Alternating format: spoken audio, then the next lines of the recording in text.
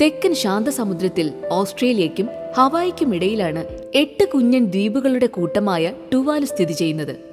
1978 സ്വതന്ത്രമായ British കോളനിയാണിത്.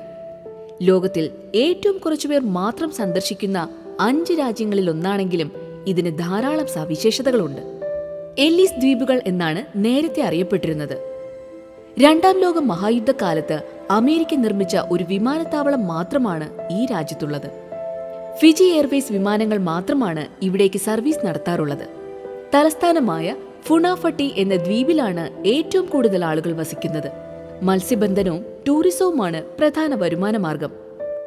.tv എന്ന domain നെയിമാണ് ഈ രാജ്യത്തിന്റെ മറ്റൊരു പ്രധാന വരുമാന സ്രോതസ്.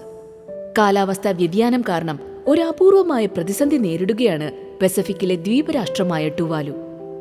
ആഗോള താപനത്താൽ സമുദ്രനിരപ്പ് ഉയരുന്നതിന്റെയും തീരാശോഷണത്തിന്റെയും ഭീഷണിയിൽ വലയുകയാണിവിടം. നാൾക്കുനാൾ ഉയർന്നുവരുന്ന സമുദ്രനിരപ്പാണ് ഇവരുടെ ആശങ്ക. ഈ നൂറ്റാണ്ട് അവസാനിക്കുമ്പോഴേക്കും രാജ്യം പൂർണ്ണമായും കടലിനടിയിലാകുമെന്നാണ് പ്രവചനങ്ങൾ. ഇപ്പോൾ തന്നെ വേലിയേറ്റ സമയത്ത് തലസ്ഥാനമായ ഫുണാഫുട്ടിയുടെ 40% വെള്ളത്തിലാകും. 9 കുഞ്ഞൻ ദ്വീപുകളിൽ ഏതാണ്ട് 2 പൂർണ്ണമായും വെള്ളത്തിനടിയിലായി കഴിഞ്ഞു. എന്നാൽ ടുവാലുവിന്റെ ശരാശരി ഉയരം സമുദ്രനിരപ്പിൽ നിന്ന് വെറും 2 മീറ്റർ മാത്രമാണ്. ഇതാണ് ടുവാലുവിനെ പ്രതിസന്ധിയിലാക്കുന്ന പ്രധാനപ്പെട്ട ഒരു കാര്യം. ഫുൾ വീഡിയോ ലിങ്ക് ഡിസ്ക്രിപ്ഷനിലും കമന്റ് ബോക്സിലും കാണാം.